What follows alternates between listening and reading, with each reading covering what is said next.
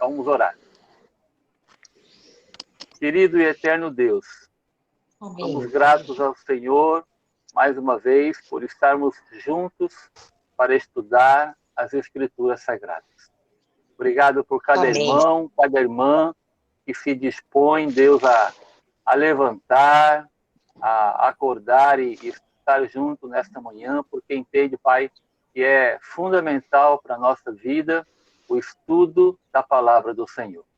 É essencial para a nossa saúde espiritual, para o nosso crescimento, para que conheçamos mais ao Senhor, para que nossas vidas sejam vividas, ó Deus, à luz dos princípios que o Senhor deixou revelado nas Escrituras. Por isso, Pai, eu quero te agradecer pela vida de cada um que está aqui nesta manhã, e entregar este tempo, Pai, em tuas bondosas mãos, rogar, como sempre, Pai, a orientação, a direção do teu Espírito, iluminando as nossas mentes e nos dando um tempo muito, mas muito mesmo proveitoso, e assim cremos que será, porque todo aquele, Deus, que se aproxima do Senhor, que se aproxima da tua palavra para aprender, é edificado, é transformado pela ação do teu Espírito. Por isso, Deus, nós queremos te agradecer e entregar este tempo em tuas mãos, no nome de Jesus. Amém. Dá um eco aqui para mim, viu? Não sei se para você, viu, Marcão? Por favor. Todos vocês aí, por favor, coloquem mudo no microfone. No celular, vai lá e coloca mudo, porque senão dá eco. Será que ele tá mudo, filha? Aí tem que explicar para a Vanete como é que é, porque senão depois, quando ela quiser falar, ela não pode falar. Quem está aí com a senhora? Fátima? É. A Fátima. E ela não passou maquiagem, por isso que ela não está aparecendo no vídeo. Ai. Fátima, ensina a tua mãe aí, por favor. Tá bom. Então põe mudo que está com eco ainda, por favor.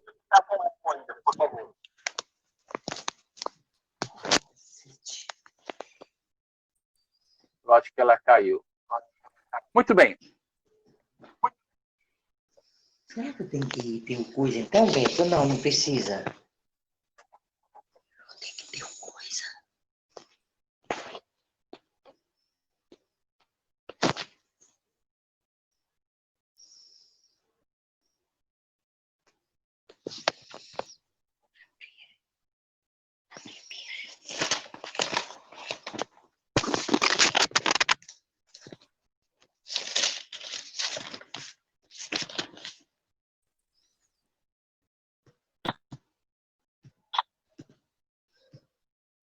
Tá ruim, né? Não conseguiu? Não consegui. Bom. Vamos lá.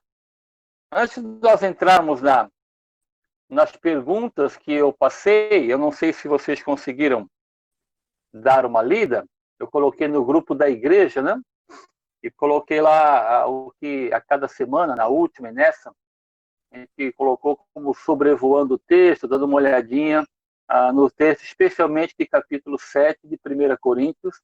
E se Deus permitir, a gente vai para o 7 e 8 hoje, para chegar cada vez mais próximo daquilo que alguns irmãos colocaram para estudar. Então, antes de compartilhar as perguntas para aqueles que puderam responder, eu queria dar uma introdução à realidade do nosso texto.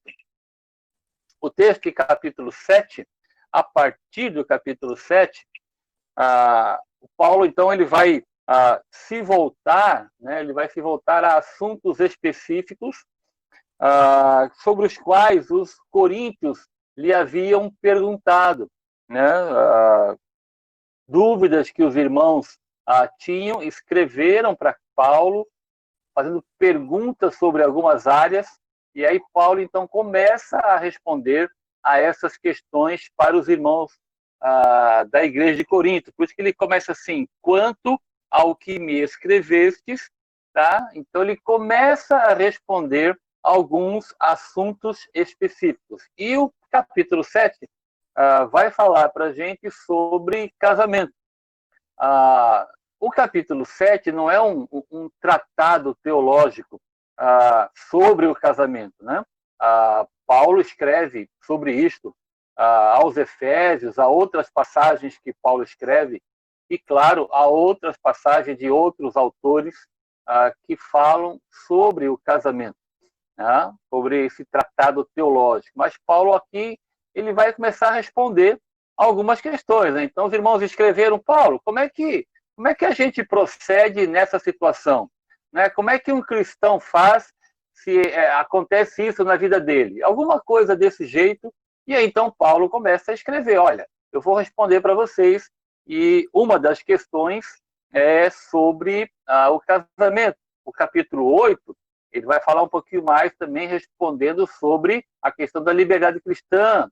Se der tempo hoje, a gente vai entrar na questão lá do capítulo 8, que ele vai falar da carne sacrificada aos ídolos, aquela coisa toda que nós já conhecemos, né? E a gente vai, se Deus permitir, ainda hoje tratar. Mas aí eu queria, então, dar essa introdução pequena sobre em que momento nós estamos da carta de Coríntios, tá bom? Então, ele vai responder as perguntas, e só para ter uma noção para a gente, um fator histórico daquilo que Paulo aqui vai começar a responder, havia duas coisas, né? Pelo menos dois fatores eu queria destacar para a gente, que é um fundo histórico daquilo que Paulo está respondendo. Uma primeira realidade é o que a gente conhece como ascetismo. O que é ascetismo? Havia, nesse contexto da carta, essa realidade, que era, na verdade, para muitos, né, até pelo próprio contexto da igreja de Corinto, né, da cidade de Corinto, né, a própria realidade de tanta imoralidade que acontecia lá. Então, um pano de fundo do que Paulo está escrevendo é o ascetismo. O ascetismo, de palavras bem simples para vocês, era um desprezo pelo corpo e também pelo casamento, né? Então, uma vida ascética é uma vida sem nenhum tipo de contato com o sexo oposto, sem nenhum tipo de relação sexual com o sexo oposto. É uma ideia daqueles que, mais para frente, vai virar na questão de uma vida monástica, né? Os monastérios, né? Aquelas pessoas isoladas, as pessoas que deixaram de ter contato com o mundo, com as pessoas. Isso vai redundar lá na frente, na Idade Média, nessa realidade. Então, tinha muitos lá que viviam ou até pensavam, né, defendiam uma vida ascética. Paulo escreve um pouquinho sobre isso lá na carta aos Colossenses, né? Você pode ler um pouquinho depois, né? Então, isso era um pano de fundo na época.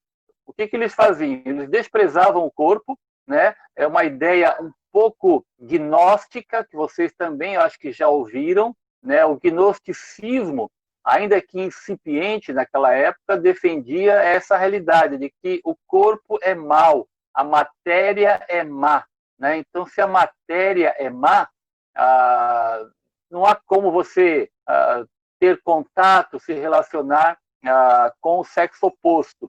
E, automaticamente, por conta disso, eles também desprezavam o casamento. A gente vai falar um pouquinho sobre isso a partir da leitura do capítulo 7, um pouquinho para frente, quais são as orientações de Paulo.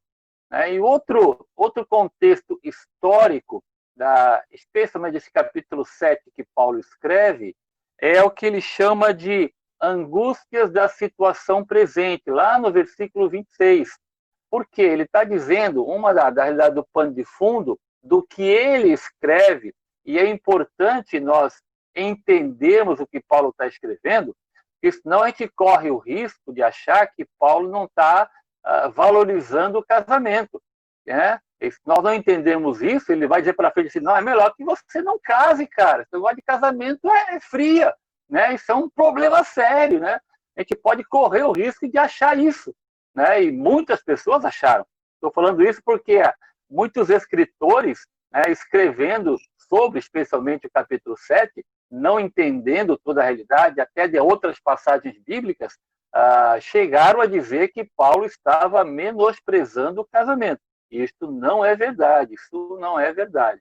Tá? Então, para entender um pouquinho, é importante saber que o pano de fundo histórico, o que Paulo coloca aqui, né, as angústias que estão presentes, é que havia e estava para acontecer algo muito sério numa questão de perseguição à igreja, perseguição aos cristãos. Então, essa angústia presente ia acontecer, estava já embrionária, né, e iria acontecer de maneira muito séria. Né? Já havia aí um pouquinho, né, daquela questão de Nero, né, do que ia acontecer alguns anos depois. Né? Então, essa realidade da angústia que iria acontecer é algo que Paulo alerta aqui no capítulo 7. Então, só para lembrar, né, para nos ajudar a entender algumas dúvidas que, porventura, você tenha ou tenha tido ao responder as questões. Né? Então, o ascetismo, que é um desprezo pelo corpo e pelo casamento, e a realidade da perseguição iminente. Por isso que Paulo coloca a angústia da situação presente. Ok? Então, isso é só para entender um pouquinho, tá? Então, ele está respondendo questões dos irmãos, e este, assim, de maneira bem simples e breve, é o pano de fundo, especialmente do capítulo 7, que ele vai começar a responder sobre o casamento, tá bom? Então, antes de entrar nos grupos, né, que Paulo vai falar sobre respondendo aos cristãos casados. Então, ele vai responder sobre isso. Ele vai falar também sobre os cristãos casados com incrédulos. E ele vai também responder aos viúvos, viúvas e virgens. Né? Então, são praticamente esses três grupos aqui que ele vai falar um pouquinho para frente. Né? Então, como é que é a realidade do cristão casado com o cristão? Como é que é o casamento nessa situação? Como é que é o casamento dentro da situação de um cristão casado com incrédulo? Né? Ou cristã casada com incrédulo? Como é que é a realidade do viúvo, da viúva? Então, basicamente, são esses grupos que Paulo vai explicar nesse capítulo 7, tá bom? Ele vai responder a essas questões, ele vai falar um pouquinho também sobre, a gente vai olhar, né, qual é a preferência de Paulo, né, nessa realidade, por que ele prefere o que ele chama aqui de, seria o celibato, né? E ele vai dar recomendações, né, aos cristãos casados, ele vai dar recomendações ao que tem um cônjuge descrente, e, de maneira geral, como é que todos nós nos comportamos. Então, em suma, é basicamente isso que a gente vai tratar nesta manhã. E agora a gente vai, então, detalhar um pouquinho, tá bom? Eu passei no grupo lá algumas perguntinhas, né, só para dar uma olhada no texto, de maneira assim bem panorâmica, né, para ver o que você tenha respondido, tá bom? E a primeira perguntinha que eu fiz lá era: por que Paulo recomenda que cada homem tenha sua mulher e cada mulher tenha seu marido? Parece uma pergunta óbvia, né? Mas eu queria que a gente pudesse responder. Esse capítulo 7, eu não vou ler todo o texto, porque a gente vai estudar em etapas, né? Então, são 40 versículos, não vou ler. Mas essa pergunta teria sua resposta, ou pelo menos que eu coloquei lá, no versículo 2 do capítulo 7. Então, se você está com a Bíblia aberta ou a Bíblia ligada, né? Versículo 2, eu vou ler o 1 até para entender um pouquinho, porque a gente vai falar sobre ele. 1 e 2. Diz assim: quanto ao que me escrevestes, é bom que o homem não toque em mulher, mas por causa da impureza, cada um tenha a sua própria esposa e cada uma o seu próprio marido. Por que Paulo recomenda que cada homem tenha a sua mulher e cada mulher tenha o seu marido? Quem chegou a olhar as perguntas e responder, por favor? Alguns de nós? Por causa da prostituição? Por causa da prostituição, por causa realmente da impureza. Da imoralidade. Estava vendo no meio deles. Exatamente, por causa da imoralidade, da impureza. A prática reinante na época de Paulo, né, era terrível. Né? Não é diferente muito de hoje, não, né? Mas a realidade daquela época era assim. Nós já falamos na primeira aula lá sobre o contexto da igreja, né, de Corinto. Né? Então, ele fala, olha, na verdade, a tentação, ela é farta, né?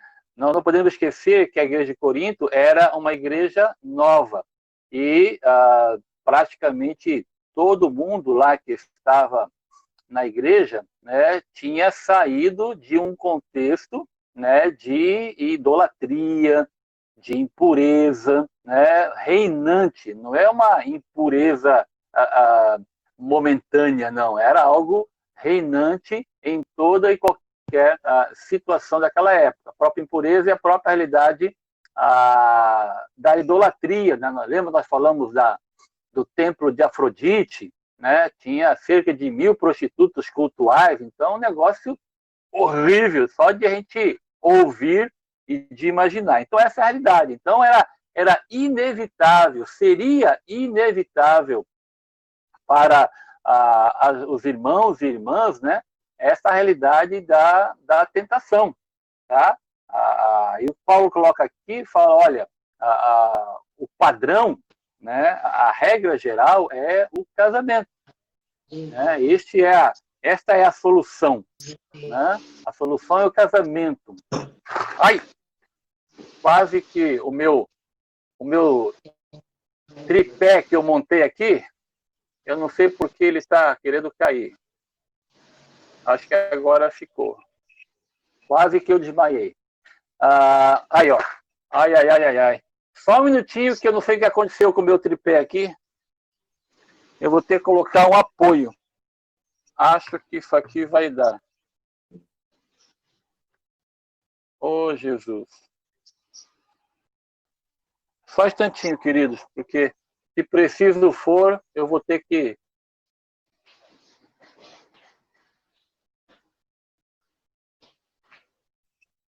Acho que eu estou de pé. O pé dele caiu do... Então, um ano lá. O que é interessante também aqui, só para a gente ir gravando, Paulo não só coloca a regra geral do casamento, como ele também coloca qual é o padrão de Deus. Porque ele fala, olha, cada um tem a sua esposa e cada esposa tem o seu marido. Então é homem e mulher. Aqui também é um texto que defende essa realidade bíblica desde Gênesis. Tá bom? Então, por que Paulo recomenda? Por causa da imoralidade, por causa da impureza, por causa de tudo que acontecia reinante em Corinto. Tá joia? Se alguém quiser falar, dá um toque, senão eu vou para outra.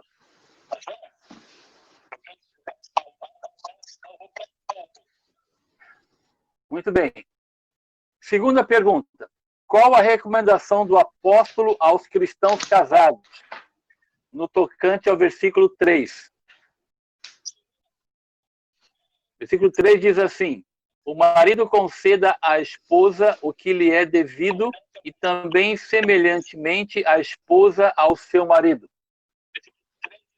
E aí? O que vocês acham? Todo mundo aqui é casado? O que Paulo está falando? Pastor? Cumprir os seus deveres, pastor. Pastor? Oi, Rosa. Eu vou responder com uma pergunta, pode? Pode, filho. essa benevolência que a Bíblia fala se refere ao corpo, especialmente na área sexual? Na área do sexo, essa parte ou não? O versículo 3? Essa benevolência que refere-se ao corpo, né? Refere-se a essa parte sexual, desejo normal, né? De um para com o outro. Sim. O que Paulo coloca aqui é que o casamento tem as suas obrigações. No caso específico aqui, é realmente a área da intimidade, a área sexual. Né? Então, naquela época também, né, uma realidade que a gente tem que lembrar do pano de fundo é que havia um contexto muito machista, que você sabe que não é novidade. Né? Então, esse contexto machista era como se apenas a mulher servisse ao homem.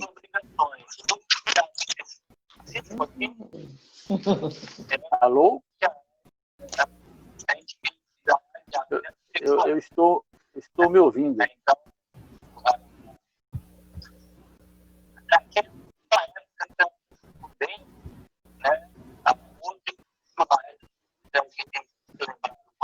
Marcão, você está me ouvindo?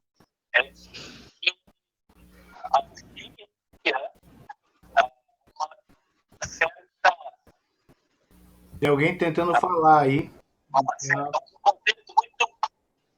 Não, mas eu estou me ouvindo. É como se estivesse repetindo o que eu falei um tempo atrás. Sim. Mas então, o pessoal vai fechar. Fátima, fecha o teu microfone, por favor. Tá ouvindo, Fátima? Eu acho que ela caiu. Bom, agora parou. Não, eu só estou me ouvindo, mas antes eu estava ouvindo o que eu havia falado um minuto antes, por exemplo.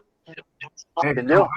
A pessoa vai ouvindo depois de porque a internet está ruim, a pessoa vai ouvindo. Ok. Então aí. Fátima, você está ouvindo a gente? Faz assim com o dedo. Está ouvindo, Fátima? Acho que aqui não é não. Nós estamos ouvindo ele. Tenta colocar mudo, Fátima, por favor. Tu não consegue mudar, deixar mudo? Ela está com um delay. Tu não consegue? Eu consigo, mas eu vou fechar todo mundo, é ruim. Não dá pra fechar a sala. Não. Mas para mim aqui, Marcão, tá parecendo que todo mundo está com o microfone fechado, só você e o Jaime que está com o microfone aberto. Não, a Fátima está aberta. A Fátima está aberta.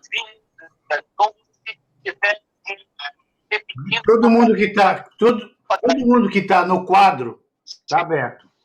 Marcelão também parece que está aberto, mas está fechado aqui. Eu vou fechar o meu, eu desapareço.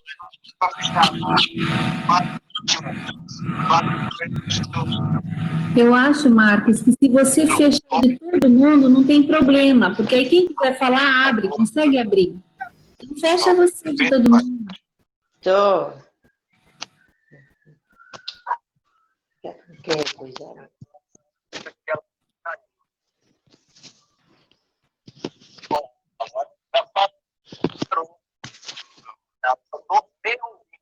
Mas antes estava ouvindo.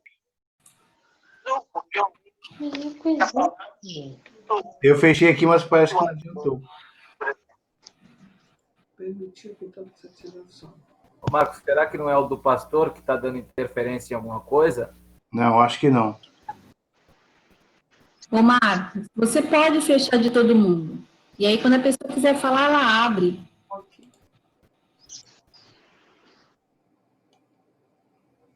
Eu acho que agora eu fechei. Fechou. Fechei tudo. Agora o pastor tem que abrir. O pastor tem que abrir o seu microfone.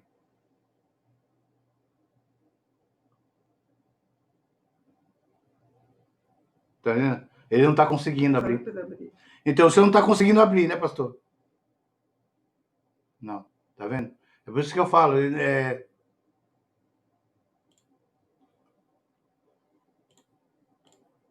Agora tenta.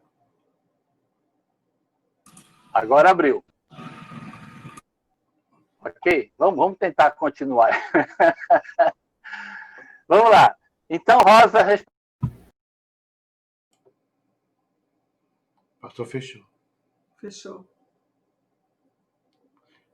O seu microfone fechou, pastor. Tá fechado. Tenta abrir de novo. Isso. Agora... Abriu. Ok? Estão me ouvindo? Sim. Joia.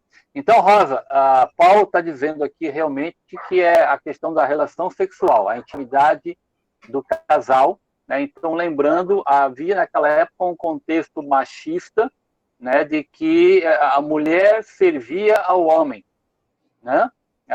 E Paulo vem também para dizer que não é assim aos olhos de Deus, né? A mulher não tem direito sobre o seu corpo e o homem não tem direito sobre o seu corpo. Tá? Por isso que ele coloca que a mulher não tem poder sobre o seu corpo, e aí ele coloca, e o marido também. Então ele está dizendo que o casamento, ele tem suas obrigações, e cada um deve obrigações ao outro. Tá? O imperativo que ele coloca aqui, a palavrinha, pelo menos na minha versão, conceda, né, indica algo habitual, né, um dever habitual, entende? Por isso que ele vai colocar um pouquinho depois a questão de que se houver algum tipo de consentimento entre ambos para se privar de uma relação sexual, né, ele fala, não vos priveis, salvo por mútuo consentimento. Então, o que ele está dizendo é, o homem não tem poder sobre o seu corpo e a mulher não tem poder sobre o seu corpo também. Nós devemos obrigações, responsabilidades dentro do casamento. E se por alguma razão, né, e ele coloca aqui que essa razão tem que ser uma razão espiritual, né, que ele fala para vos dedicardes à oração. Então, quando houver a privação ela acontece dentro de uma realidade espiritual. Não é uma privação, né, como assim, eu estou com dor de cabeça, eu não estou bem, eu tenho trabalhado muito, ou qualquer coisa do gênero. Ele fala, isso não é de Deus, isso é pecado. E quando acontecer dentro de uma realidade espiritual, Paulo também amplia e fala que é salvo, acontece isso, mas é por um tempo, para vos novamente ajuntar, tá bom? Então, é o que Paulo nos ensina aqui. Respondi, Rosa? Sim. Joia. Pastor, posso falar um pouquinho nesse ponto também? Pode, por favor. Então, essa questão mesmo bem pontual, né, no versículo 3, da questão sexual, né, física. Agora, é um tema que a gente precisa também ampliar um pouquinho ele, né? E, por exemplo, o marido que causa na esposa maus tratos, ou o marido que também, ou vice-versa, uma mulher, né? O cônjuge que trata o outro com maus tratos, que não trabalha na questão emocional, porque a necessidade emocional, parece que é o princípio de tudo, né? E se você está com mágoa, se você está ressentido, se você está se sentindo traído, desprezado, qualquer coisa desse tipo, e depois aí o cônjuge chega e ainda quer o relacionamento sexual, isso é muito doloroso, né? Isso é uma afronta. Eu não imagino Deus falando assim, não, independente dele te tratar mal, dele te bater, dele te humilhar na frente das pessoas, independente de tudo isso, quando ela chegar na cama e quiser ter relacionamento, é lei que você faça, porque está escrito lá em 1 Coríntios 7:3. Eu não imagino, meu Deus, meu pai amado, querendo isso de mim, e nem do Evaldo. Eu não imagino isso. Então, hoje em dia, nas igrejas, no contexto nosso eclesiástico, tem muitas mulheres muitas, né? Tem mulheres que apanham, tem maridos que a mulher é desleixada, não cuida dele, ele chega em casa não tem o que comer, tem que comprar. Enfim, a gente tem abuso, tanto de um lado quanto do outro, e muitas vezes essas mulheres ou esses homens pensam que porque está escrito naquele versículo 3 isso, o resto é anulado, né? Então, a gente tem que ter uma cabeça, assim, de oração, de buscar na palavra quem é Deus, né? Porque a letra mata, né? A gente tem que falar, Espírito Santo, o que eu estou errando, né? Qual é a minha parte para melhorar isso no meu casamento, né? Qual é a minha parte? E é interessante que toda vez que a gente ora por uma situação, quem muda primeiro é a gente, né? A primeira tempestade a ser acalmada é do nosso coração. Quem vai mudar a atitude sou eu. Deus não começa falando, eu vou mudar o Evaldo. Deus não começa assim. Comigo, por mais que eu tente, não é assim, né? Ele fala assim, não, você precisa mudar nisso, eu vou te ajudar a mudar nisso.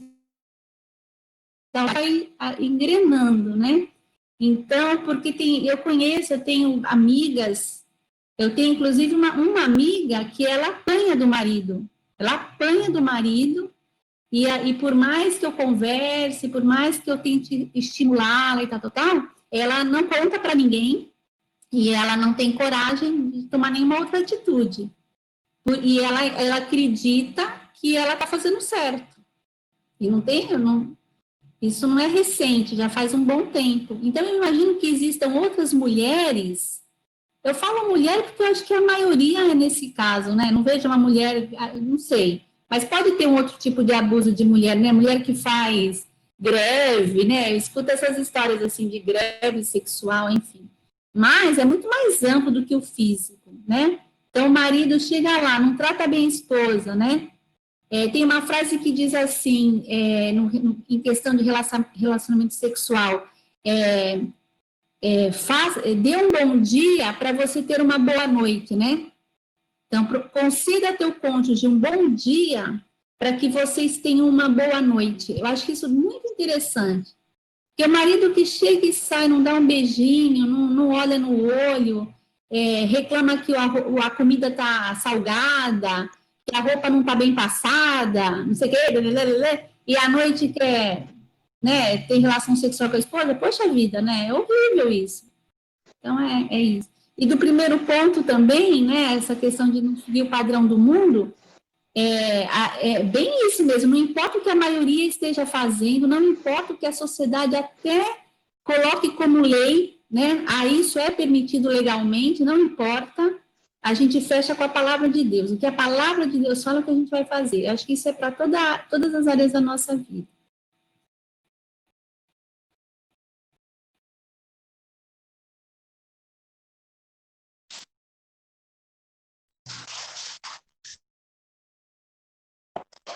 Seu microfone está fechado, pastor. Está fechado o seu microfone. Abriu agora. Agora abriu. Posso contribuir também? Posso falar também? O que a Jandira falou aí foi muito bom. E a gente, às vezes, como conselheiro, como pastor, você encontra situações nessa área que ela falou, bastante complicada. Eu já tive um aconselhamento, uma participação num casal, e casal já com bastante anos, né? O interessante era isso, bastante anos de casamento. E justamente nesse versículo, aí eu vou terminar fazendo uma pergunta também, justamente ele usava esse versículo como a base da defesa dele. Ele falava, a minha esposa não está cumprindo esses requisitos aqui desse versículo, e eu vou me separar, vou arrumar outra porque ela não está cumprindo isso aqui. Olha que dor de cabeça para poder você aconselhar. Então, eu faço essa pergunta. Essa privação é motivo de separação? Porque era uma pessoa de muitos anos de igreja, uma pessoa que conhecia a palavra, mas ele bateu o pé e foi duro para poder, hoje vivem, depois que superou essa dificuldade, até porque a família, o casal, uma palavra que eu gosto de usar muito é a questão da flexibilidade. Nós, como pessoas, como ser humano, nós temos que ser bastante flexíveis em muitas coisas para que a caminhada siga em paz e feliz, como a Jandira falou, né? Uma pessoa que fala grosseiramente, uma pessoa que não contribui praticamente nada. Não, eu trabalho, eu chego em casa, estou de perna pro ar e você se vira, aí fica difícil, né? Então, mas nesse caso, essa pessoa se baseou nesse versículo e foi duro para poder conversar com esse irmão e ele chegar ao entendimento. Graças a Deus superou e vivem felizes, né? Hoje, mas foi difícil. E a defesa dele era isso aqui. Esse versículo, ele usava como a base dele. Ok, legal. Bom, a primeira... Estão me ouvindo aí? Essa aqui tá... Eu tô... Não, agora tá. A resposta ao que o pastor colocou, esta privação é motivo de separação? Não, nunca. Agora, acontecem, infelizmente, essas questões, né, que tanto a Dira quanto o pastor colocou. A relação sexual, ela é o ápice de um relacionamento, né? Então, a Dira colocou, né, o bom dia para termos uma boa noite, né? Então, há tantas passagens que nos mostram como é que o homem, né, se comporta, como é que, por exemplo, Pedro coloca, né, que tem que viver a vida comum no lar, né? Então, a relação sexual bíblica, alegre, sadia, feliz, né, é vivida por um casal que vive a vida comum no lar. Ai, rapaz, quase que eu desmaio de novo. Jesus amado, acho que eu fiquei. Estão me ouvindo? Ok. Há um casal que vive a vida comum no lar. Quando a gente, por exemplo, usando só essa passagem de Pedro, né, quando há a vida comum no lar, e aí Pedro fala que nós, homens, temos que tratar a mulher como a parte mais frágil, né, porque assim Deus criou, né? É a parte mais frágil. E quando ele fala frágil, é falando da questão mesmo física, porque Deus criou a mulher fisicamente mais frágil. É somente esse aspecto. Ela não é emocionalmente, intelectualmente, nada, né, menor, né, ou mais frágil que o homem, mas fisicamente ela é, e vocês sabem disso. Então, quando existe a vida comum no lar, a relação sexual ela é alegre, ela é realizada. E aí Paulo explica, por exemplo, dentro do nosso contexto aqui, que ela é realizada porque envolve também a questão de que o corpo meu pertence a ela e o corpo dela pertence a mim. Então, ambos têm obrigações, né? Mas não é só isso. Paulo está colocando isso aqui. O pano de fundo era a realidade de que achavam que a mulher servia ao homem na questão sexual. E Paulo vem para corrigir. Fala, não, isso não é verdade. Não é assim. Tá? Se você até usar o verbo servir, vamos dizer que eu vou usar o verbo servir, ela serve a mim e eu sirvo a ela. E isso significa a vida comum no lar. Tá? Então, nós homens estamos aqui, nós mulheres, né, vocês mulheres, Nós temos que viver o dia a dia, a vida comum, um servindo ao outro, um apoiando. E aí, quando acontece a relação sexual, ela acontece dentro deste ambiente de amor, ambiente de alegria, de companheirismo, né? Por isso que é a vida comum no lar, né? Então, quando acontece essas questões, como a Jandira colocou, a parte de violência, né? Às vezes nem é violência física, é violência verbal, violência emocional. Essas coisas, elas são tratadas pela palavra de Deus, né?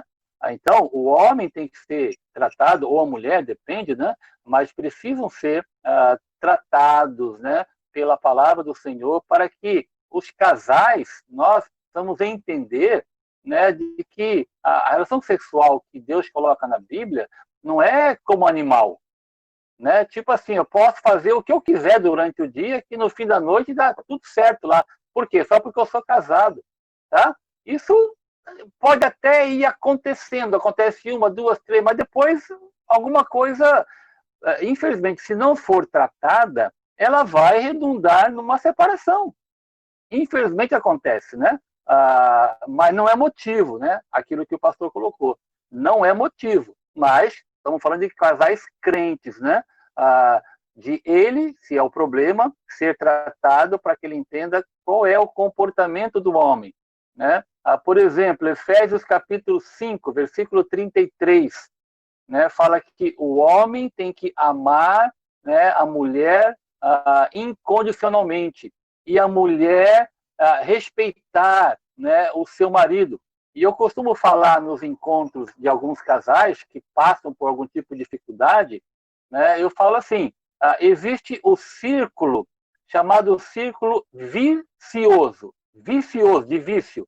O círculo vicioso é aquele que o homem fala assim, eu não amo ela do jeito que a Bíblia manda eu andar. Por exemplo, eu não tenho relação sexual com ela do jeito que a Bíblia fala, porque ela não me respeita, né? Porque ela não é submissa do jeito bíblico, coisa assim, né? Aí ela responde assim, e eu também não respeito ou não tenho relação sexual com ele, né?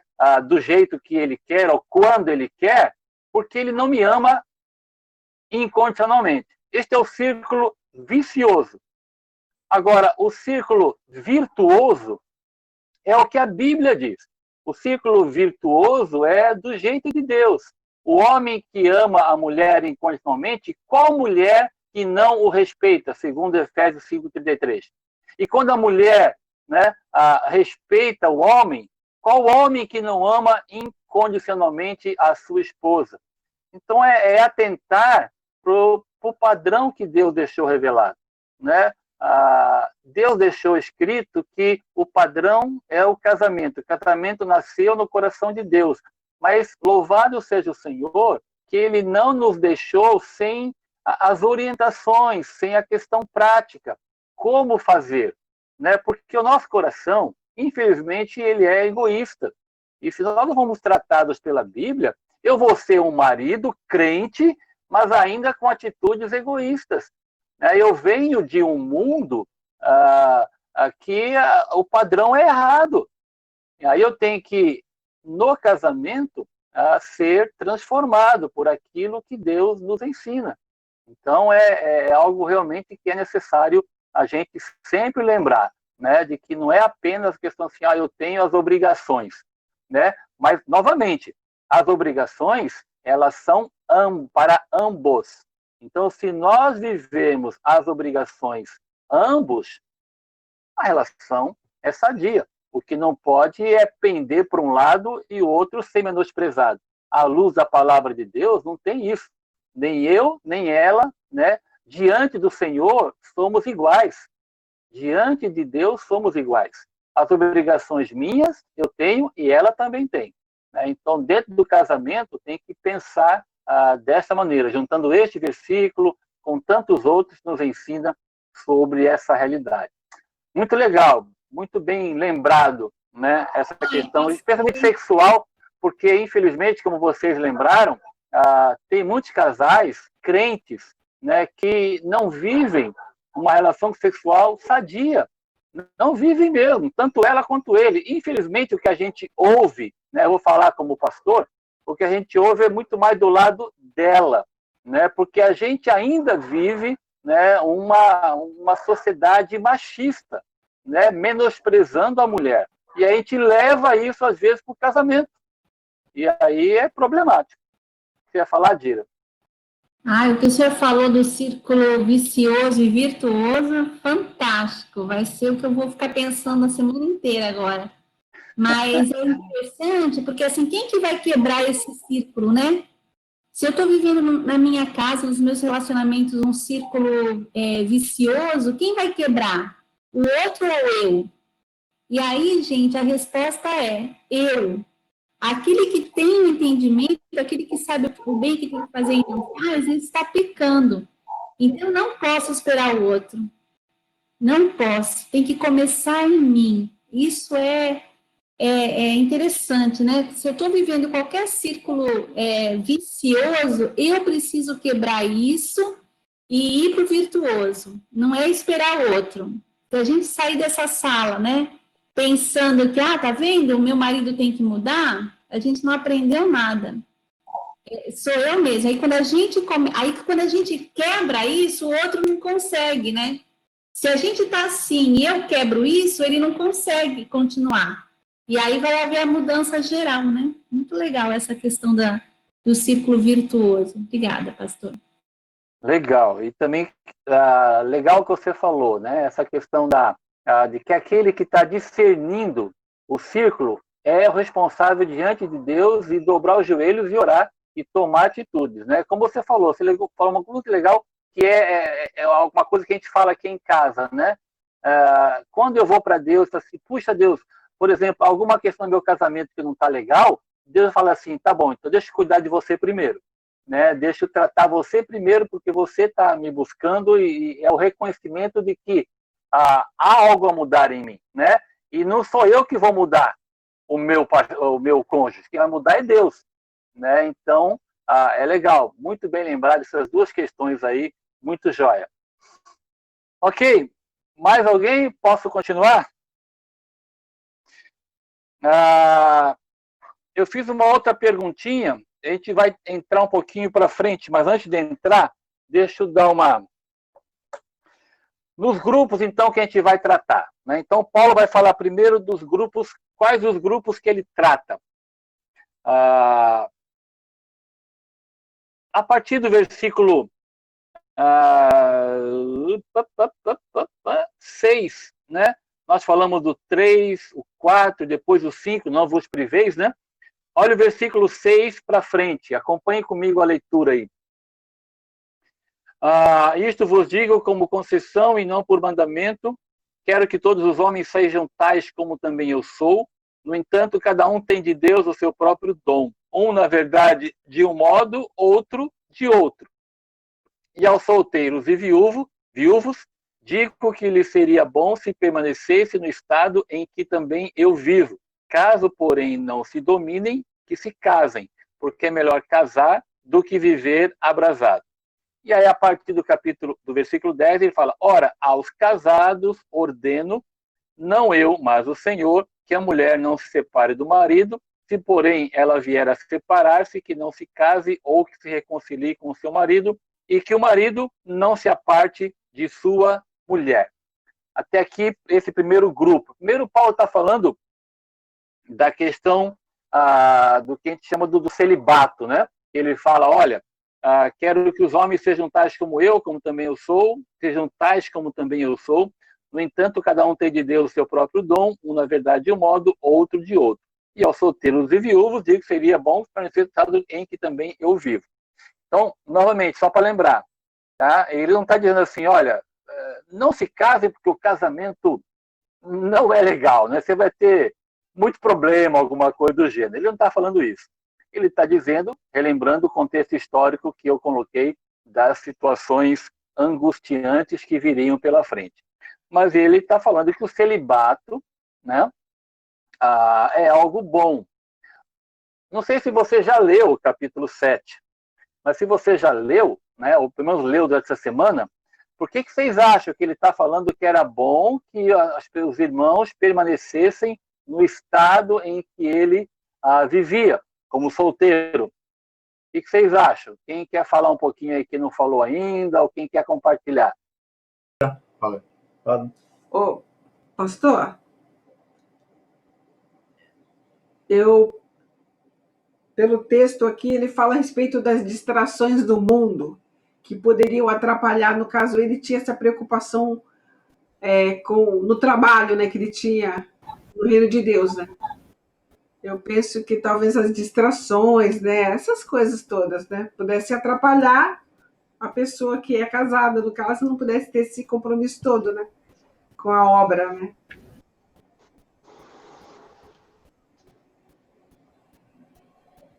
Abre o microfone, pastor. Tá fechado o microfone. Ele está fechando por conta própria, viu, Marco?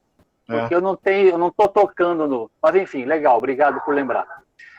O Paulo vai dizer assim, olha, é melhor que vocês fiquem no estado em que eu sou por duas questões, né? Aquilo que a Rosa compartilhou, né? Ele vai falar ao longo do capítulo 7, essa realidade que aquele que cai...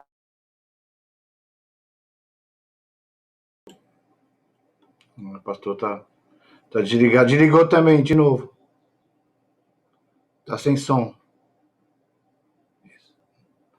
Ok. Eu vou tocando aqui para perceber.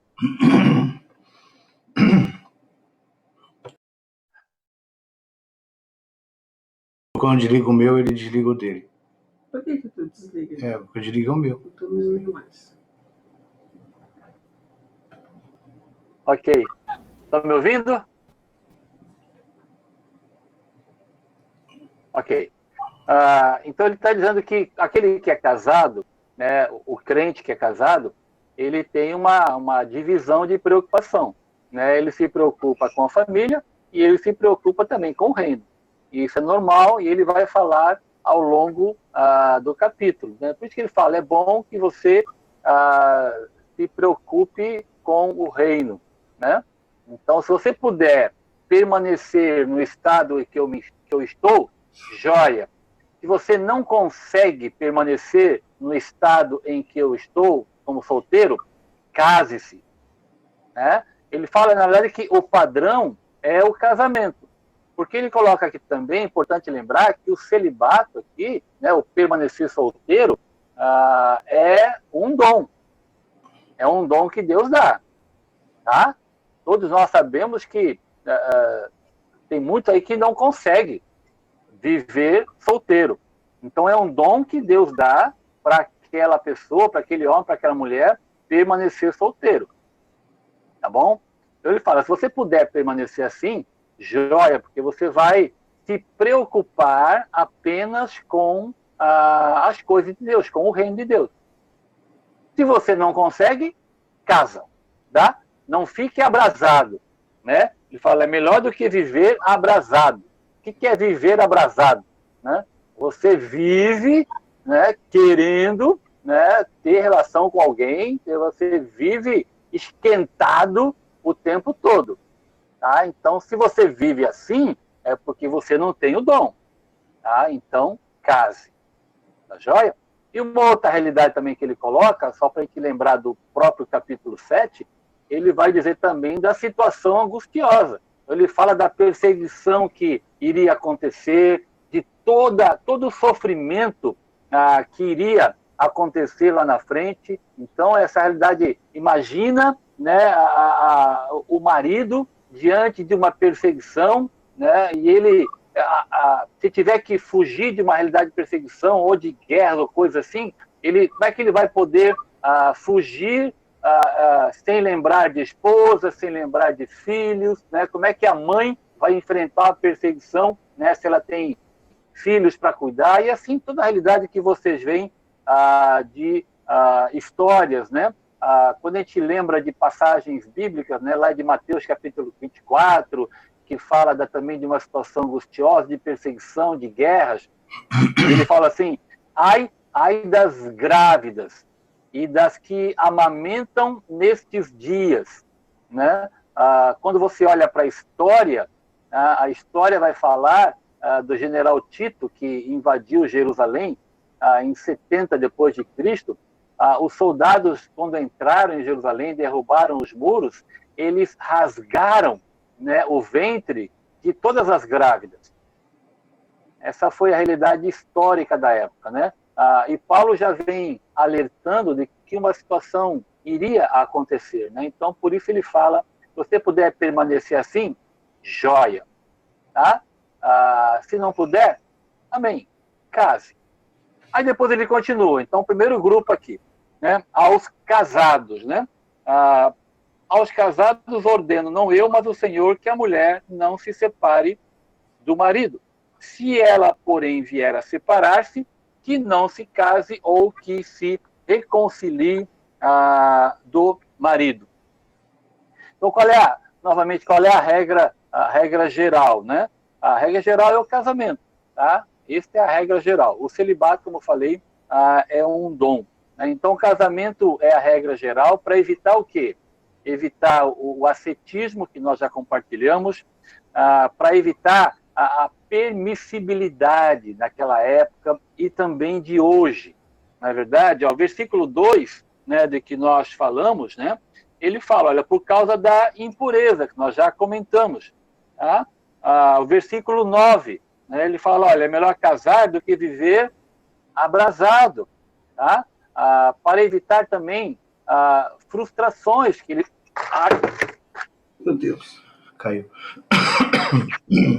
Rapaz, eu desmaiei de novo aqui. Vou ter que melhorar meu tripé para poder fazer as gravações. Não tripé para o pastor. Estão me ouvindo? Estão? Ele caiu de novo, mas ele já recuperou a consciência. Olha, ele está... Olha.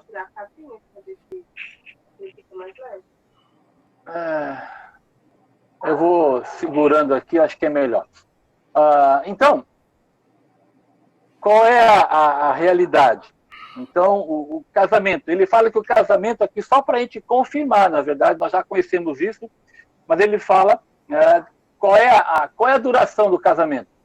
Paulo explica. A duração do casamento é por toda a vida.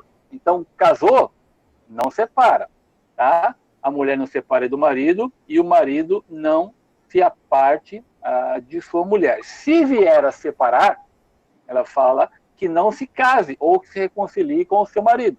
Então, Paulo vai tratar aqui, neste texto especialmente, né, de assuntos bem sensíveis, eu falo, sensíveis para o crente, né? Então, ele fala, olha, você que é crente, está casado, sem entrar no outro que nós falamos, casado é para toda a vida.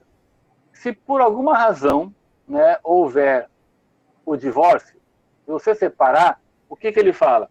Que não se case ou que se reconcilie com o seu marido. Então ele vai tratar de coisas bem sensíveis, né? Se você separou, né, você não vai poder se casar novamente, né? Tem que voltar para o seu marido, né? Então, ele fala da duração do casamento e também fala se acontecer algum tipo de relação de divórcio, né, como nós comentamos aí, até por conta da relação sexual ou tantas outras realidades, o que Paulo coloca? Ele fala, você não pode se casar, né, você tem que tentar voltar, né, que se reconcilie com o seu marido. Esse é o cristão casado. Tá? A gente está falando de dois crentes casados. Depois ele fala depois sobre um outro grupo. Qual é o outro grupo? Ele vai falar sobre aos crentes não que casaram com um incrédulo. Então é ele que tem uma mulher incrédula ou ela que tem um marido incrédulo. Certo? Então, são orientações de Paulo. A este outro grupo, o que Paulo coloca? Aquele que tem um cônjuge descrente. Uma coisa que temos que lembrar, dentro da carta de Paulo, especialmente esse capítulo, é de que tinha muita gente, né, muitos irmãos na igreja, né, que ou ele ou ela se converteu depois de casado. Ok? Tá? Então, era uma igreja nova, tá? As pessoas já estavam casadas, né? E ou ele ou ela se converteu. E aí Paulo, então, responde, né, entendo eu, a algumas perguntas dos irmãos. Lembra o que eu falei? Que ele começa dizendo, olha, aquilo que vocês me escreveram, eu estou respondendo. Então, a gente pode imaginar, né, que talvez alguém tenha perguntado, né, falar, Paulo, o negócio é o seguinte, agora eu me converti, né, e eu tenho um padrão para viver, né, eu estou aprendendo na Bíblia, né, de que a vida do casal, a vida cristã, é assim, assim e assim. Mas o problema é que a minha esposa não é convertida, né? E aí, como é que a gente faz? Né? Porque é diferente a maneira de pensar, é diferente a maneira de viver. E o que eu faço? Mando ela embora? Porque não dá para viver. É difícil viver com uma pessoa não crente. Eu estou imaginando a pergunta, tá bom? Estão comigo, né? Ok? Faça aí com o dedinho. Estão me ouvindo, né? Tá? Então, eu estou imaginando uma pergunta, né? Aí Paulo vai responder e fala assim, não. Não é assim, não. Tá? Ele vai dizer, olha, aos que têm um cônjuge incrédulo, não abandone. Tá? E aí, a partir do versículo 12, se vocês lerem comigo, o 12 fala assim, aos mais, isto é, ao outro grupo, aos mais digo eu, não, Senhor. Agora eu vou fazer a perguntinha para vocês, só para mexer aí um pouquinho. Ele fala, aos mais digo eu, não o Senhor. E aí, o que Paulo está querendo dizer? Ele fala, aos mais digo eu, e não Jesus Cristo. Conselho dele. Seria o conselho dele pelo que os coríntios tinham escrito para ele sobre esse assunto. Paulo, dando o conselho dele com a sabedoria dele. Ok. Por que é um conselho dele e não de Jesus?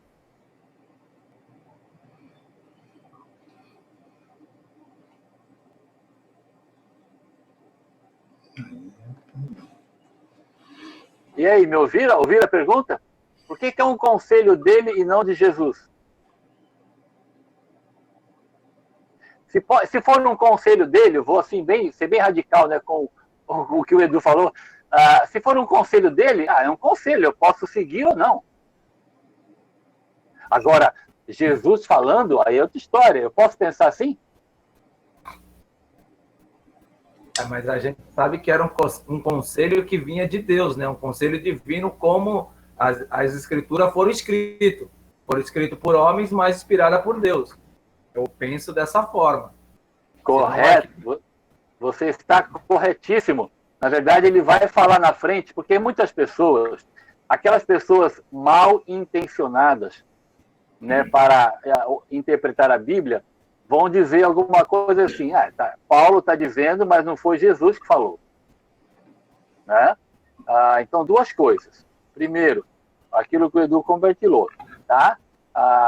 Realmente é Paulo dizendo, né, mas ele fala na própria carta um pouco, e lá na segunda carta que a gente vai falar na frente, ele fala que ele tem o Espírito do Senhor, é uma revelação que Deus deu a ele para deixar escrito. É autoridade bíblica, autoridade divina. E uma outra realidade para a gente entender o que ele está querendo falar é que Jesus não tratou desse tema. Por isso que ele está tratando. Ok? Tá? Aos mais digo eu, não o Senhor. Jesus não tratou sobre isso. Jesus não falou. Jesus falou sobre a realidade do casamento, da durabilidade do casamento. Lembra lá de Mateus capítulo 19? Mateus capítulo 19, Jesus vai responder às perguntas dos fariseus lá, né? Falando lá, então é lícito ao homem repudiar a mulher por qualquer motivo, tal. E ele fala assim, olha, né, ouvistes o que está escrito, né, desde o princípio. Aí ele vai lá para Gênesis capítulo 2, Jesus falando. Então, Jesus tratou sobre essa questão da durabilidade do casamento, da chamada cláusula excetiva lá de Mateus capítulo 19. Então, Jesus não tratou dessa realidade do homem ou da mulher, do cônjuge, melhor dizendo, do cônjuge casado com incrédulo. Jesus não falou sobre isso e Paulo está falando. A autoridade é divina de Paulo. Tá? Então, por isso que ele fala, aos mais digo eu, não o Senhor. E o que ele fala a este outro grupo? Né? Ele fala, então, olha, se você está casado com uma mulher incrédula e esta consente em morar com ele, não a abandone. Então, qual é o princípio? O princípio é não a abandone. Ele fala, e essa consente em morar. Então, o incrédulo consente em morar. Por quê? Novamente, lembrando, havia muitos casais novos, né, que faziam parte agora dessa igreja, mas ele era convertido e ela não. Ou ela era convertida e ele não. Tá? Então, Paulo vai responder, porque é uma realidade. Na época, era até mais comum, porque a igreja era nova, estava começando. Então, Paulo fala, não abandone. Aí o versículo 15 e o 13 ele repete para a mulher, né? Ele fala, e a mulher que tem marido incrédulo, e este consente em viver com ela, não deixe o marido. Porque o marido incrédulo é santificado no convívio da esposa, e a esposa incrédula é santificada no convívio do marido crente. De outra sorte, os vossos filhos seriam impuros, porém agora são santos. Então, qual é o primeiro princípio? Não abandone. Ela ou ele consente, né, quer continuar pelo fato de assim, ele é crente, eu não sou, não dá para viver junto, né, os problemas são muitos, os valores são diferentes, né? O que o crente faz? Não pode partir dele, né, qualquer tipo de tentativa de separar. Não pode partir dele. Então, o incrédulo consente em viver, joia.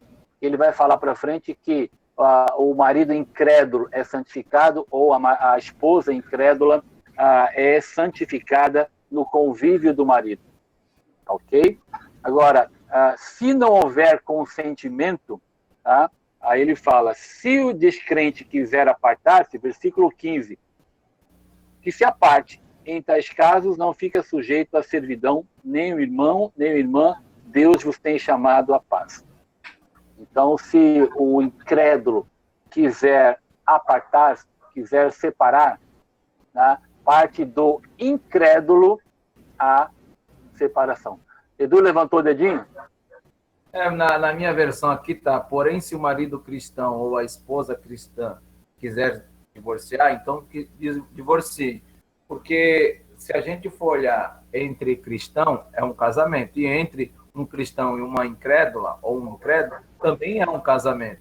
E Paulo primeiro vem falando para não separar, e aqui ele vem falando para separar, se não está dando certo.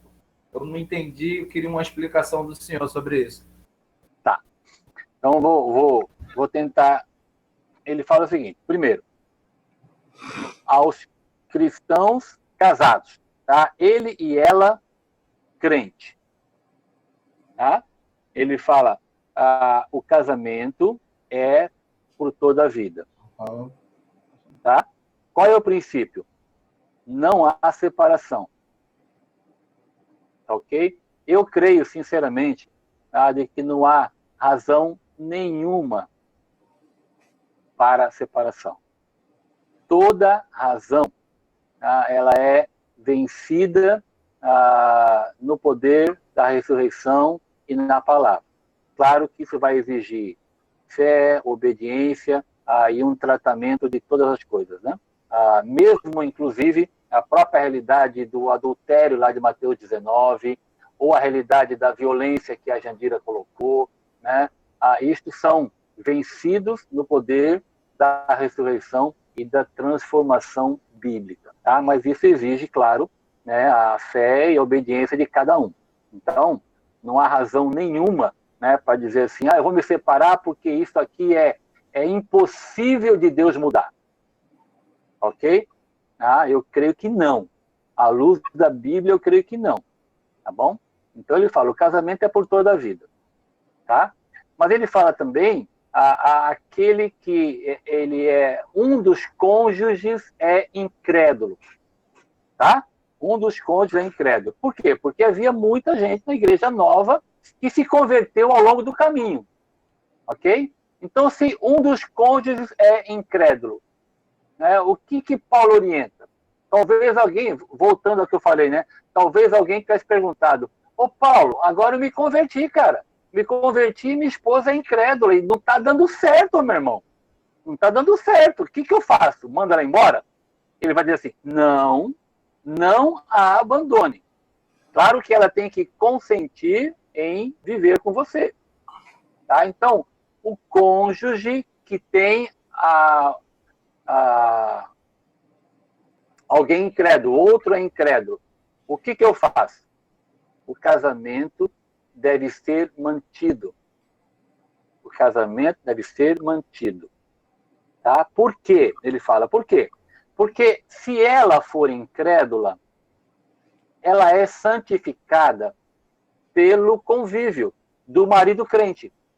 E se ele é incrédulo, ele é santificado pelo convívio com a esposa crente. E aí junta tudo aquilo que a Jandira, o pastor Jonas e outros falaram, e todos outros princípios que a Bíblia fala, né? Então, aquele homem, né, que se converte agora, e a mulher é incrédula, rapaz, ele vai mostrar para ela um novo padrão de vida, vai amá-la como a Bíblia diz, vai viver uma vida comum no lar totalmente diferente do que até então vivia. E ela vai perceber que Deus existe, que Deus é vivo, pelo testemunho dele, e vice-versa. Então ele fala, olha, ela ou ele vai ser santificada pelo convívio do crente. E ele vai dizer um pouquinho para frente, você não sabe se ela vai se converter ou não. Tá? Então, o princípio primeiro, Edu, é não abandone. Tá certo? Esse casamento, como você colocou, também é para a vida toda. Mas pode acontecer dela ou dele incrédulo falar assim, olha, não dá, não consigo, né, é totalmente diferente, não quero saber de Deus, não quero saber da tua, entre aspas, né, da tua religião, ou coisa do gênero, né? O que o crente faz?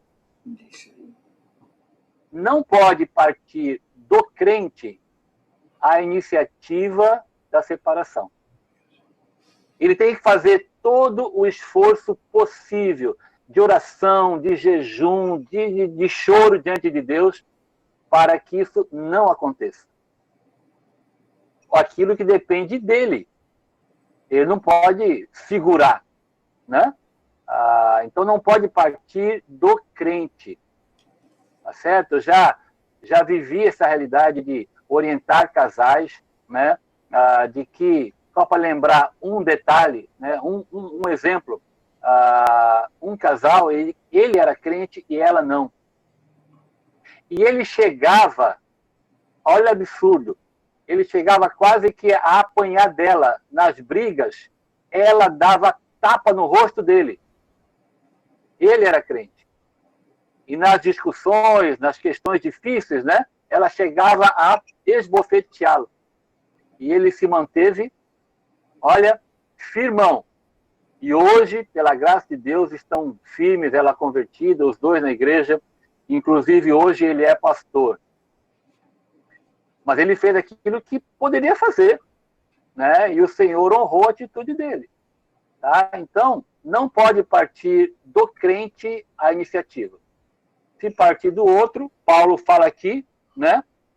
De que se ela ou ele não consente, aí não tem jeito. Mas da minha parte, do crente homem ou da mulher, eu não posso abandonar. Tá ok? Ajudou? Legal. Eu entendi mais ou menos da forma que o senhor colocou. Pastor, Oi. o senhor falou uma coisa aí na explanação bem interessante. Eu acho que talvez outras pessoas tenham dúvida. Eu tenho lido sobre isso, procurado entender. O senhor falou do poder da ressurreição.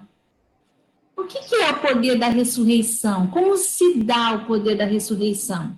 Porque quando a gente ouve Paulo falar que a gente não luta com armas carnais, né, mas com armas espirituais e tudo mais, para derrubar, né, essas coisas todas contra o conhecimento de Deus, o que é o poder da ressurreição?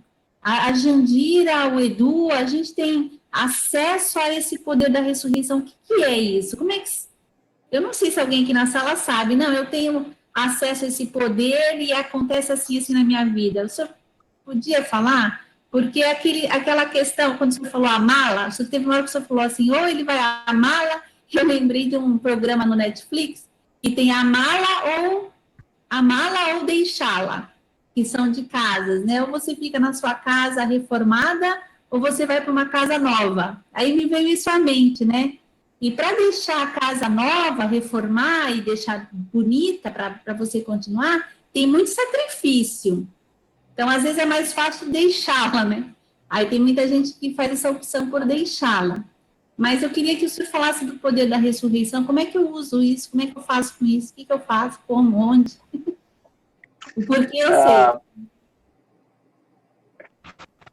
Quando eu uso essa expressão, eu creio, eu entendo para mim, de que está, assim, entre aspas, à nossa disposição, age em nós, na minha vida pessoal, na vida da minha família, na nossa igreja, na vida do crente, age em nós o mesmo poder que ressuscitou a Cristo. Então, quando a gente fala assim, a gente vê, né, Cristo sendo ressuscitado, né? Nossa, uau, isso é o maior poder que existe. Como é que eu vou dar vida a alguém que estava morto? E aí é morto físico, né? O espiritual a gente até entende, né? Nós estávamos mortos, delito e pecado, mas eu sei que eu não estava morto fisicamente. Então, às vezes parece para nós que o poder é menor. Se é que eu posso tentar fazer uma analogia, né? Então, quando eu me converti, o poder que agiu em mim, já que eu não estava morto fisicamente, né, parece menor do que o poder que se eu tivesse morto fisicamente. Então, quando eu falo o poder da ressurreição, eu creio que o poder que age na minha vida para transformar situações, para mudar a minha maneira de pensar, para mudar a minha maneira de agir, para mudar o meu casamento, dentro do contexto que estamos falando, né? Como é que vai mudar um homem que pensa diferente? Como é que vai mudar o comportamento do meu marido? Aquela mulher que olha para ele e fala assim, esse cara não tem jeito, esse cara não muda. Quando eu falo assim, esse que é crente, tá? Vou dizer que o marido dela é crente, mas parece que ele não muda. Ele continua fazendo a mesma coisa, né? Existe possibilidade de mudar? Primeiro que a gente crê que sim, né? Mas eu creio que sim por causa do poder da ressurreição, né? O poder que ressuscitou a Cristo é o mesmo poder que vai transformar a vida dele ou a vida dela, né? Então, é isso que eu quero dizer quando eu uso a expressão, é isso que eu creio. Eu creio que é o mesmo poder, né? Não há impossibilidade diante de Deus. Não há nada. A gente sabe disso. Nós cremos aquilo que Lucas, capítulo 1, verso 37 fala, não há impossíveis para Deus nas suas promessas, né? Então, como é que essa impossibilidade se torna possibilidade? Pelo mesmo poder, né, que ressuscitou a Jesus Cristo, que está à nossa disposição, entre aspas, é o poder de Deus que age em nós.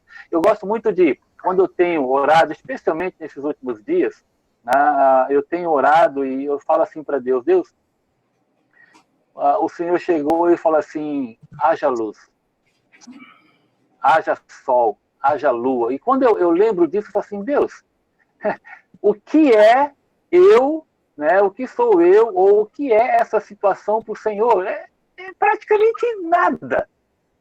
Nada, né? E eu falo, Deus, eu sei que se não está acontecendo, é porque o Senhor não quer.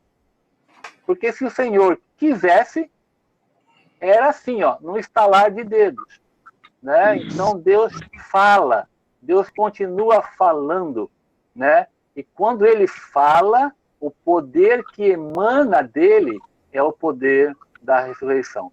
No meu coração, no coração da minha esposa, no corpo da minha filha, esposa, o meu, é assim que eu creio. Por isso que eu falo o poder da ressurreição. Legal? Ajudou? Na verdade, é o fio da meada, né? Oi? Na verdade, é o fio da meada dessa aula. Porque se eu creio... Tá me ouvindo? Eu tô. Então, eu falei que aí é o fio da meada, né? A ponta do fio da meada dessa aula.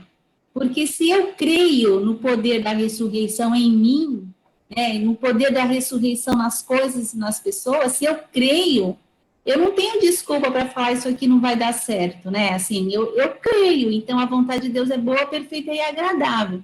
Então, essa questão do poder da ressurreição, uma vez eu ouvi, eu nem sei se é tão certo isso, mas eu ouvi assim, que Deus, ele não responde às necessidades, Deus responde à fé. E aí isso ficou na minha cabeça, sabe? Porque aí eu creio no poder da ressurreição, eu creio que Jesus morreu e conquistou toda a autoridade no céu e na terra, eu creio, né? Então, eu acho que quando a gente se afasta do que a palavra de Deus fala, é porque no fundo, eu não creio. Ou eu acho que isso é para alguém que Deus ama mais do que ama a mim, ou alguém que é mais santo do que eu sou santa, ou isso aqui foi para Abraão, para Paulo. É verdade. A gente acha muitas vezes isso, né? Nossa, a gente vê as histórias bíblicas de Abraão e outros, a gente fala, rapaz, né? A gente sabe que Deus não muda, que o poder é o mesmo, né? Então, por que algumas coisas não acontecem, né, com a gente? A gente acaba trazendo para si mesmo, né? Eu não tenho fé, né? O outro é mais santo do que eu e coisas assim. Mas não são pensamentos corretos, né? Eu acho que é exercício da fé mesmo que você fala, né? E eu também tenho falado assim, Deus, aumenta a minha fé. Nessas orações que eu tenho feito com o Senhor nos últimos dias, né?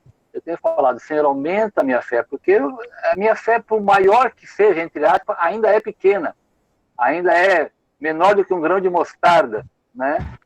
Mas a vida nossa é um exercício de fé. Por isso que a Bíblia fala que o justo viverá pela fé, pela sua fidelidade. Então, tudo é fé, tudo, é verdade. Muito legal. Alguém mais ia falar, pastor? Só finalizando aqui a participação, eu quando leio a Bíblia de capa a capa, sempre vou encontrar o reforço da palavra de Deus falando o seguinte, lá no Velho Testamento, logo no início, Deus fala que ambos serão uma só carne, né? Falando-se, direcionando ao casamento. Quando você vai para o Novo Testamento, sempre está essa palavra não se separe. A união, então, você vê que o casamento é uma aliança inseparável e o apóstolo Paulo está falando que só a morte desfaz isso. E naquela discussão dos fariseus perguntando a Cristo, né, há uma coisa que ele responde, ele fala, pela dureza do coração das pessoas, do ser humano. Por isso que acontece a separação, o divórcio, as coisas, né? E até Mateus capítulo 5, verso 31, 32, é um outro texto que reforça isso, a não separação. E dizendo que aquele que se casa com a pessoa divorciada está também cometendo pecado. Então, essa dureza do coração dos homens, mesmo hoje, tendo um conhecimento, uma experiência vasta, ainda é uma coisa atuante no coração de todos nós, do ser humano, né? É verdade. O coração do ser humano hoje, pastor, é igualzinho na época de Jesus Cristo. Não é verdade? Não mudou nada, não mudou nada. Né? Eu não consigo entender, eu não consigo entender nós, com o conhecimento que temos da palavra de Deus, e eu fico assim, pensativo. Meu Deus, como aqui temos o conhecimento tão moderno, procura colocar coisas na boca de Jesus que Jesus nunca falou. Jesus nunca foi a favor de separação. Paulo nunca foi a favor de separação. Ninguém, a Bíblia não é favorável à separação. A gente sabe dos riscos, das dificuldades que existem na questão da separação. Teve um caso, não foi na minha igreja, na igreja que eu pertencia, mas em uma outra situação, que a esposa apanhava e ela era da igreja e foi ao pastor, e o pastor falou, a Bíblia fala que nessa situação você tem que separar. Só que o camarada era um camarada descrente, perigoso, né, violento. O que aconteceu? Ela obedeceu, ela seguiu a orientação do pastor e o cara foi lá e matou a mulher. Né? Então, você vê que a dureza do coração do homem, às vezes, provoca muitas desavenças. E mesmo até na igreja, a gente sabe de muitas situações de irmãos, né, de famílias que vivem essa instabilidade, mesmo conhecendo a palavra de Deus. Eu acho que é uma questão, como a Vendira falou lá no início, é uma questão de obediência à Bíblia, de obediência à palavra de Deus, e nós, cada um de nós, tanto o marido como a esposa, fazer aquilo que Jesus ele ensina. Eu não esqueço dessa palavra de Jesus, quando ele fala como nós olhamos o cisco no olho da outra pessoa e não olhamos para o nosso, que é uma trava. Então, o que Jesus me ensina aqui? Ele me ensina o que a Jandira falou. Eu sou o problema.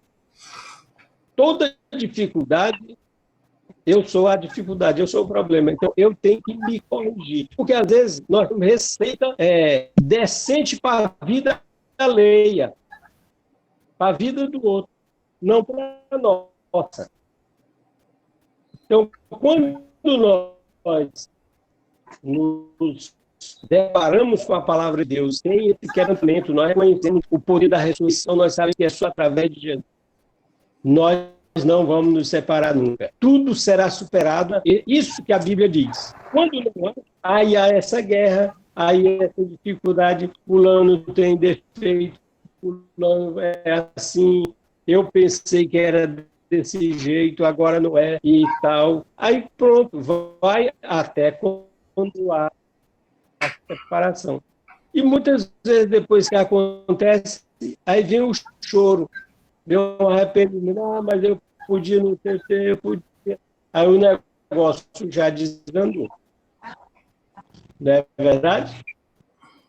A vaca foi para o brejo, não é verdade? Então, eu acredito na palavra de Deus, na conversão pura da pessoa, até porque quando Deus estabelece o relacionamento, tem as etapas. Você você primeiro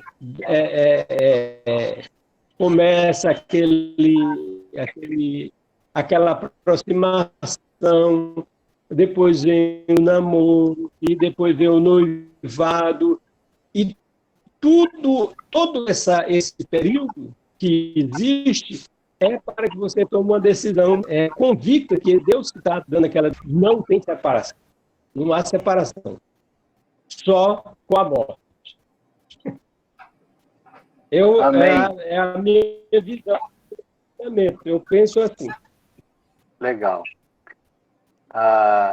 Isso exige, como foi falado, né? Exige fé. Fé naquilo que Deus deixou revelado. Para muitas pessoas, né, só aplicando um pouquinho, quando a gente vai olhar para o capítulo 8 para frente, vai falar de um outro tema, mas ele vai falar um pouquinho disso que vocês levantaram, que era um conhecimento, mas um conhecimento muitas vezes não aplicado na vida, né? Ou ainda uma falta de conhecimento. Então, há muitos casais, quando enfrentam essa realidade, de ou uma falta de conhecimento daquilo que a Bíblia fala, ou um conhecimento e que não é aplicado na vida por falta de fé. Então, ele vai tratar um pouquinho do capítulo 8, numa outra área, falar da liberdade, falar da consciência fraca, da consciência forte, e a gente vai tratar um pouquinho isso para frente. Encerrando, então, um pouquinho aqui o próprio capítulo 7, ele vai falar um pouquinho depois sobre os viúvas e viúvos, né? Ele vai novamente dizer essa realidade: se você puder permanecer viúvo, permaneça, viúvo ou viúva, por conta da situação. Mas, e aí vem um outro princípio, né, na nossa vida, que é, né, se você casar novamente, no caso viúva, tem que ser com alguém crente. Alguém, ele fala, casar, mas somente no Senhor, o versículo 39. Tá? E aí ele encerra o 40, ele fala: todavia, será mais feliz se permanecer viúva, segundo a minha opinião, e penso que também eu tenho o Espírito de Deus, aí aquilo que o Edu tinha compartilhado. Tá bom? Então, essas são as orientações de que Paulo coloca no capítulo 7, e eu espero que tenha contribuído bastante para a sua vida pessoal, para o seu casamento. Foram levantados aí muita coisa boa. Quero agradecer de coração pelas contribuições aí de todos, e pedir mais uma vez que você, se for possível, e eu espero que seja, espero não, na verdade eu creio que é possível, é mais uma questão de prioridade, né?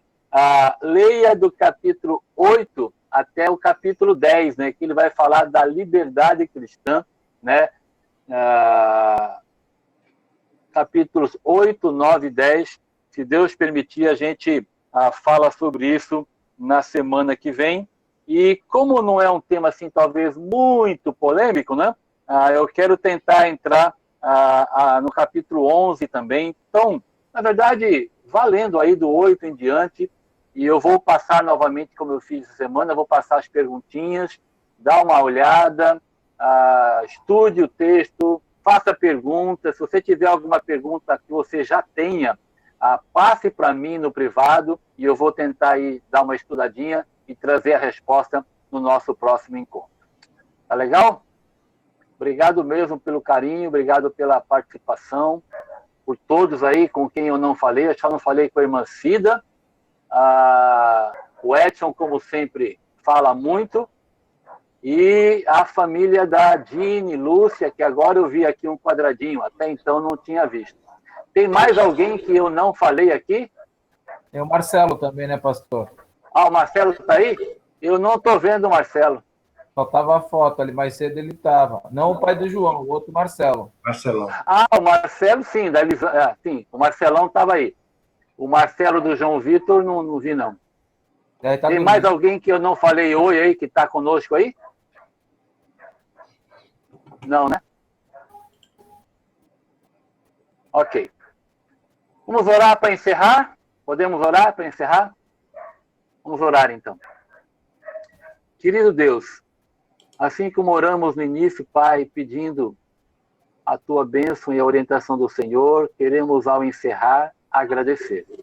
Agradecer porque o Senhor é bom, o Senhor nos ensina, Teu Espírito abre o nosso entendimento e nos faz compreender coisas que até então talvez nem tivéssemos pensado, mas a Tua palavra é linda, a Tua palavra é maravilhosa e Teu Espírito tira as nossas dúvidas e confirma as nossas convicções na palavra do Senhor.